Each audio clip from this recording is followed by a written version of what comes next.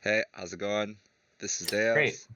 I've been coaching for 9 years. Used to work at the LCS level. Today I'm going to be working with. Introduce yourself really quickly. Yeah, my name is McLee. I'm currently D2. I'm looking to get some coaching to improve quickly to Masters or GM. Hey guys, I'm Deus, a former LCS coach. I've spent the past 9 years helping players just like you improve. I wanted to showcase, my Discord for the people who are interested in my coaching and just kind of showcase what I can really do for you. So just some really quick examples. Support player, 600 LP to 1.4. Jungle player, managed to get rank 3. Even here, just most recently, KJ, he went from 100 LP to now 1K. This is actually not fully updated. So, just for people who wanted to think about it, I have proven results. If you want to go up LP, then I'm your guy. Thank you. Awesome. So I know we talked about it a little bit, but just for the sake of the stream, if you could just remind me, like, what your intention for this session is, like, what do you want to get out of it? Yeah, so I want some direction for just things I can look out for in game.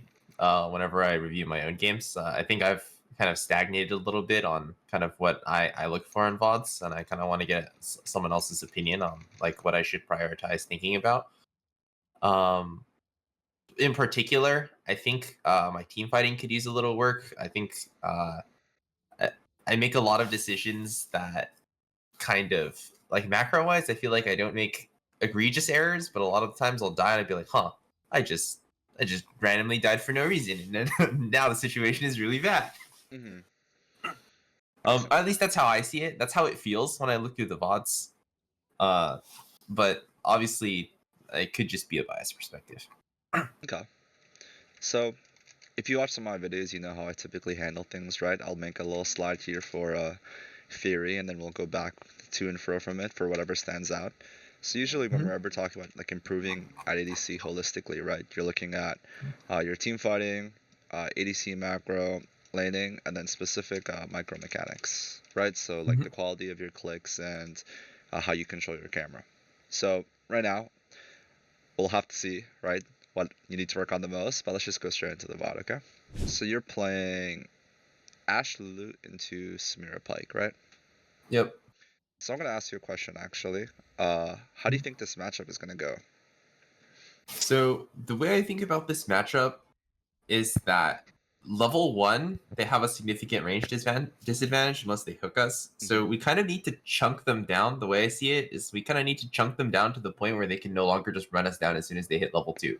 Because if everyone in the lane is level 2, I think we just get run down. Yeah, perfect. And have you actually ever heard of the term waiver fighting when it comes to categorizing bot lane matchups? I've seen it very recently. Um, I usually don't talk about it in those terms, but I'll make an effort. I think ASHE Lulu should be able to win wave pretty easily, especially Mm-hmm. with a range advantage level 1. Fighting wise, level 1, I think if Lulu gets hooked, we can pretty easily run Samira down, especially with lethal tempo. If I get hooked, I think it's not as good. Yeah, So I want to say like wave for sure us, and fighting like us with an asterisk, assuming we don't like monkey out and get hooked. yeah, exactly. Right, and we're thinking about a bit deeper into the specific interactions, like Samira Pike need to fight to win. Mm-hmm. So what I'm analyzing here, what I'm What gonna we'll be be looking at is just how you play out this level 1, right, into level 2, into level 3, and just see Mm-hmm. how much poke you're able to put down, because that's what we're going to be tracking. Makes sense. not a fan of how much Lulu ended up hitting this wave. I think my general rule is I want to go for around a 1 minion advantage in this type of situation because they're, especially when I saw how scared they were, I'm like, okay, I basically just want to be barely pushing. Yeah, and if we actually like take a step back, so right here, your mindset is that you want to push as slowly as possible, right, going into it, because you're wave versus fighting, so you want to maintain that wave advantage and have Mm-hmm. opportunities to chunk and trade. So you go for 2 autos here, and then you go for 1 on the back line, Mm-hmm. and this is pretty standard, right? Especially when like the enemy team can't contest you. Another like iteration is like 2 and then 1 just on the melees and not hit the back line, right? Mm-hmm. But right now, when I see like my Lulu pinging like this, like I'd really try to ping her. Sorry, hitting the wave like this, I'd really try pinging her back because she kind of just ruined your entire configuration. I don't know if you noticed that. Yeah. Because I was just pushing like way too fast. Okay, so I guess I have a bit of a weird question. Sometimes in melee matchups, I'll see people kind of cheese the wave, like by just hitting it, to try to hit 2 or to try to get like a wave advantage against a lane with superior range. Yep. Um, That's one of the does ways this that I ever play. work out, or is this completely troll? Because that's one of those things where it's like it breaks the fundamental like really standard understanding of the game, but I'm not really sure if it's a viable strategy. So that's what you're supposed to do, right? If you're looking to knowledge gap, which I think is completely fair, only at like the really highest levels where you'll like get supremely punished. Because if you think about it, when you're playing like the fighting side, so typically the side that doesn't have priority, you really have two options, right? Or let me rephrase, you have one goal, and that one goal is to keep your HP high so that on the bounce back, you have enough HP to all in. And you can accomplish that in two ways. You can either get push, or you can cause them to push too fast, right? So whenever you walk into the lane and then you see like these champions like try to contest the push, what they're essentially doing is they're just knowledge checking you. You either concede the push and they're happy, or they bait you into pushing too fast, right? And they're just waiting for that opportunity. In this case here, like Lulu is knowledge checking herself because she's pushing way too fast. So to answer your question, winning matchups are only winning because of winning interactions, right? So by doing something like that as the melee side, as the fighting side, you're essentially checking to see if they know how to appropriately punish you. Because if they don't, then they lose. Okay, that makes sense. And then here, like Lulu's losing to herself. Now she's pushing the wave too fast. So what's going to end up happening is it's just harder. Now it's not impossible, but it's harder now for you to actually get like a substantial HP chunk.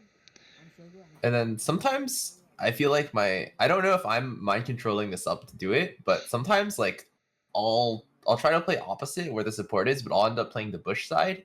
They'll end up playing the top side, and I don't know if that's like because once again it's like it goes against like the fundamental standard view of the game that I like somewhat understand, but I'm like, okay, well it's solo queue, whatever works. Yeah, so that actually happens a lot to me too when I play ADC, because like I'm conscious of the positioning.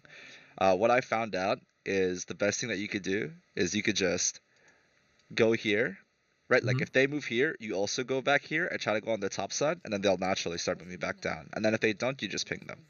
But to completely answer the question for like all the nuance, if you're higher range than Samira, you want to be on this side that Samira is. Yeah. Right. And so, then just take your space away. Yeah, that makes sense.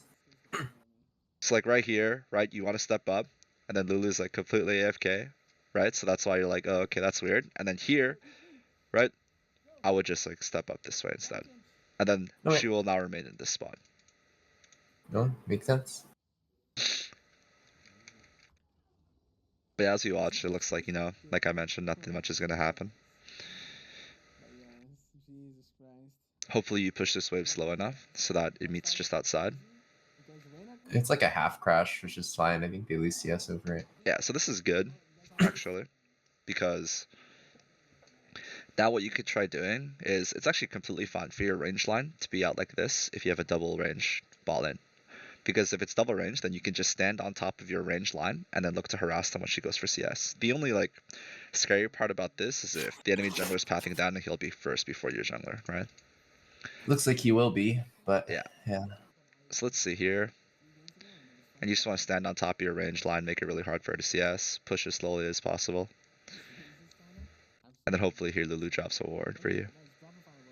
I never have a solid grasp of the ward timings, right? Because conceptually I understand that like one of the ways you can convert crashing a wave into the tower is to put down a ward. But in this matchup, in this type of matchup, it always feels really bad. Because like I just crashed like 2.5 waves into their tower, and I didn't even get a plate. Because like Lulu walked to get a ward and I can't just like step up by myself. So is there a better timing to force a ward down there? Yeah, your timing should have been either level 1, so you drop the ward level 1, and that means that you have the ward there for the first 3 waves, or your timing would have been on wave 2. But the issue here is that you guys pushed wave 2 too fast, so there's not a natural timing for you, if that makes sense. So would it be like after their wave 2 dies and our wave 2 is like our wave 1 and 2 is walking up towards their wave 3? Well, Is Lulu that would what just you're referring to? would ward right now. Oh yeah, that makes sense. I Right. mean, they can't really walk up to my 5 million minions. Yeah, so she would Yeah. just need to ward right now. Right, that would be Okay. it. So Alright. usually it's like wave 2 into wave 3. Those are typically your timers. The difference is that you could actually ward at wave 2, right? If the wave is Yeah. here. Because then the minions wouldn't die so fast, but now the minions are like literally getting completely pounded. So it's only Lulu who can move now. Makes sense. So what you could do here is you could just ping like ward up here. And then maybe she'll go for it. Hopefully she'll go for it.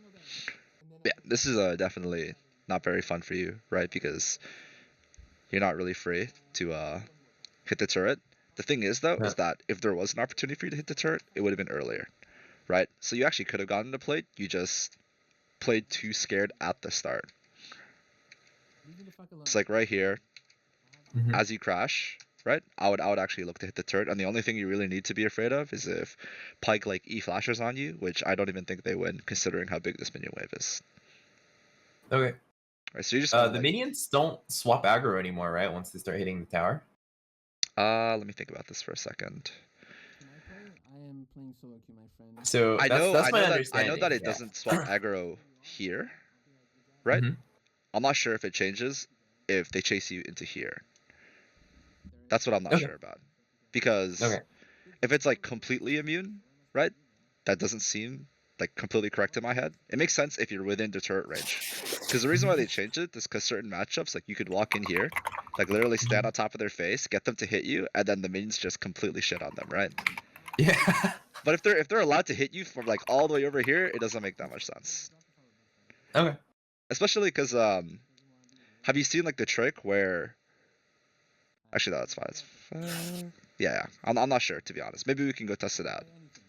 But Okay. yeah, like if he E flashes on you, he would be like somewhere here. You know what I mean? Yeah. Like somewhere really Okay. far. So you could have auto attacked it twice here, right? And then Yeah. you would probably get a plate. All right. Fair. Even then, like you could still get a plate. Oh Lulu, my sweet Yordle princess. So here, now you have to make a decision, right? And your decision is: do you decide to recrash or do you decide to let it build down? That's a tough one. I think just looking at this screenshot, I think recrash is the move. Just because I think if we let them build it, they can just E flash on Lulu or me and then just run us down because of the HP situation. Yeah, exactly.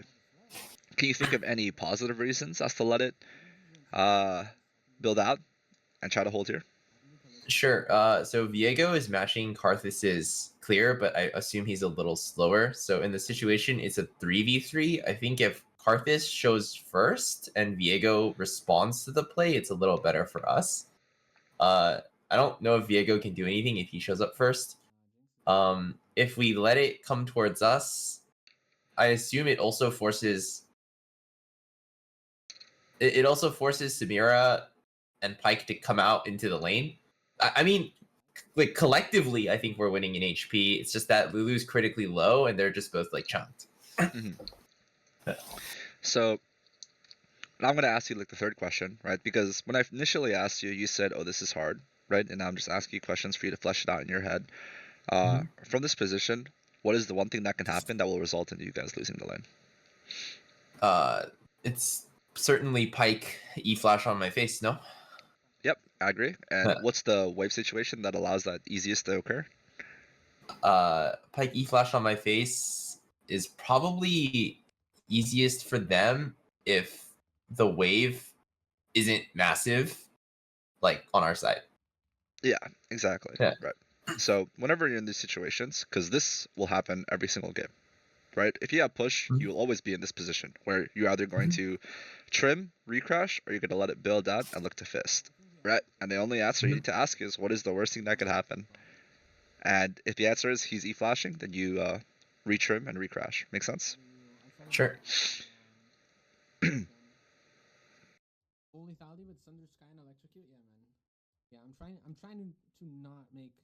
Our friend Nunu win trade lose also. So let's look at the mechanics here. How are you supposed to retrim? Because it doesn't look like you did, right? Yeah.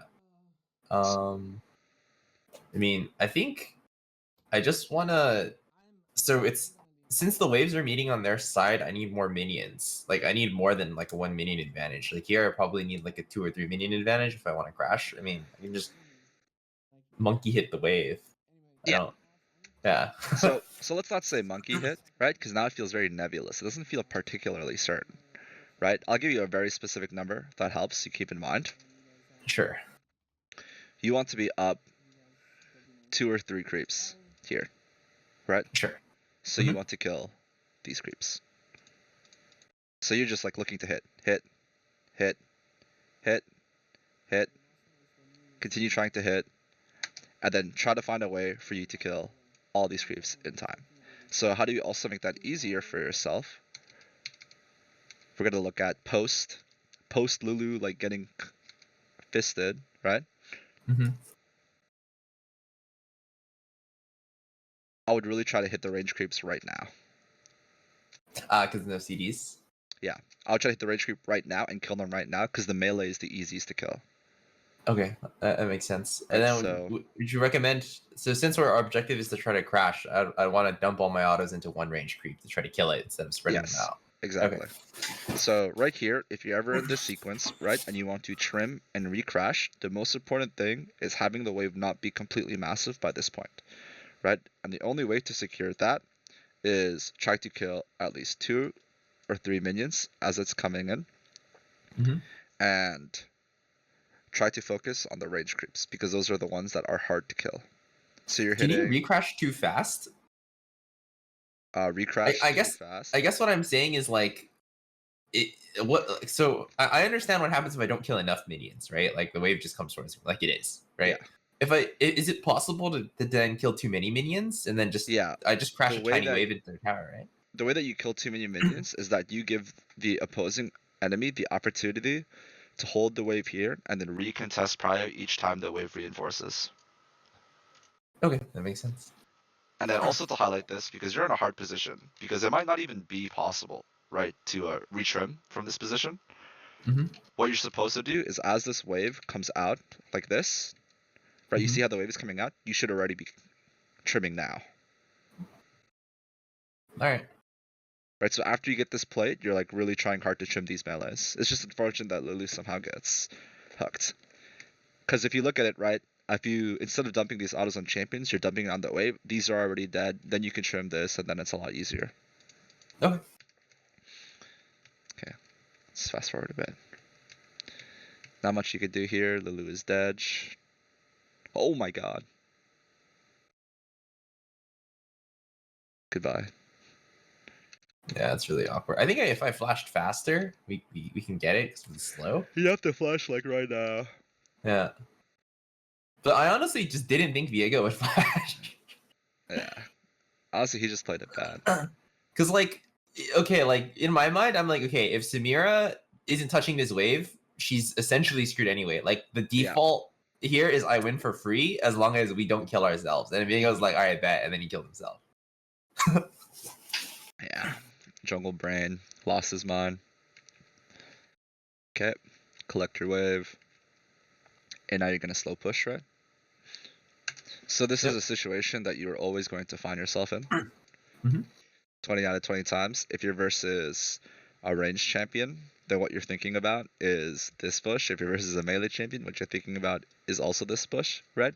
So what you can do from the ADC perspective is if you outrange, you step into the melee line, you push this guy back with your presence, and then you shift onto the right side, and then you 2v1 this push, creating the triangle. Okay. So that you can ward effectively. Unfortunately, Lulu is like rushing, you know, she's rushing this ward when she doesn't. Right, because here, like, you're taking a step back, like, don't take a step back. Initially, when you're walking in. Let's watch again. Like, right here, as you're walking in, I'll just walk in, and... Yeah, Pike's not a character right now. Yeah. Okay. and then stand right here. And then if she walks up, auto attack her. If not, hit the melee line. And then once Oh. this melee line dies, then you can walk up and get the ward down. Unlucky Samira. Unlucky Lulu. Can I ask a specific question about the wave under the tower? I don't know how to figure this out, but like sometimes I'm not sure what the order of that the range creeps will die. Like, you know, like when I'm catching the massive wave. This is kind of unrelated to the current situation, but sometimes when I'm CSing under a tower, I'm like, okay, what order do these minions actually get aggroed? I understand it's the closest, but I don't understand to what part of the tower. Yeah. This is like an oddly weird knowledge gap I have So- where I'm just not super sure. You got it right in the head, right? It's the closest. So let's look at this slowly. So you know that this minion's gonna die, right? Yeah. And then if you look at it, like this little line here, this is the Mhm. next one. So let's watch this one die. Okay, and then after that, right? It's the topmost one. Yeah. That one. And then the bottommost one? Yep, this one. Oh, okay. All right. Then I guess I just need to get more conscious about it. And then it would be then I'm not sure. It would be this one, top? I think. Oh, yeah. Huh. I guess I'll just need to have some more practice just doing this on my own, like thinking about it so I can get better at predicting it. Is that when the minion line like arrives, they're a little bit staggered, Mm-hmm. right? So here when I watch this come in, if I were you, like kill that one, this is like really obvious to me, right? Mm-hmm. And then I just have in the back of my mind like where the rest of like the minion lines pop up. Mm-hmm. So here I'm looking at this, I'm like, oh, this one and this one, right? Mm-hmm. Go there, then it's this one, and then it's this one. Mhm. So how close it is to the turret. But yeah, it definitely is like a little bit wonky. You really just have to get used to it. Okay. No, Lulu, my sweet princess, dead again. Okay, we're gonna speed this up a little bit because you know there's Yeah. really not much you can do. Sorry, where's the last time you saw Pike? Okay, yep. I'm not sure what to do with my Hawkshot in these type of positions. Like I could dump it in the bush to save a ward, I guess, but I just don't like having two, but I also feel like there's nothing really to dump it on. So I can give you specific timers, right? Mhm. Your first Hawkshot is obviously used here, right? Just like that. Mhm. Your Yeah. second Hawkshot can be used at 4:20, and then 5, and then 6. Okay. What am I looking at 420? 4:20 is like, the first Kind of starting jungle. the second clear. Yeah, starting the second clear. Yeah. Right, so not necessarily at 4:20 exactly, but you'll just know that at 4:20 they should be here, and then you can Hawkshot like this, and you'll see most of the camps, Mhm. right? At 5 minutes, this is when dragon spawns. At 6 minutes, this is grubs. So right here, like, how do I use my Hawkshot? You throw it at grubs to see if they're cross mapping. Mhm. That's like very solid, right? Just to know if they're cross mapping or not. Okay. You're higher HP, so I feel pretty confident hitting the turret here.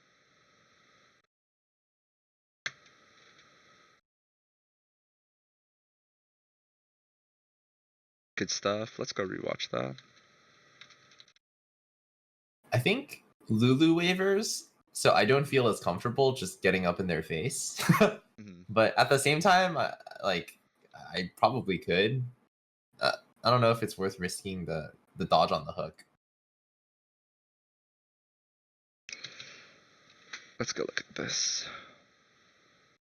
Because I think the general idea is you want to like hit Pike so he can't walk past the wave for free and charge hook. You want to like take his HP away so he either has to E first, which isn't nearly as easy for him to make a play, Mhm.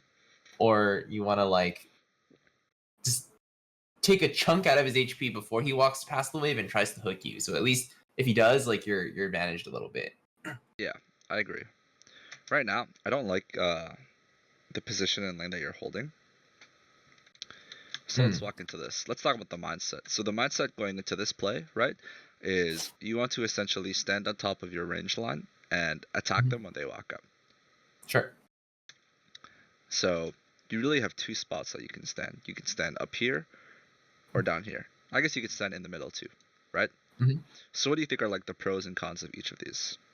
So down is less room to dodge steal shots. Up Uh-huh. is closer to proximity, like jungle wise, Mhm. closer to the whoever else is coming.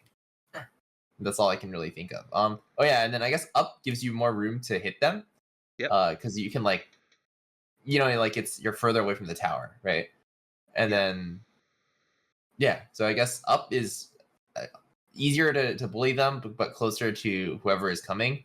And then down is further from whoever is coming, but also a little harder to bully them. So the way that I like to phrase it is this is the most aggressive, second most aggressive, most defensive. Okay. Right?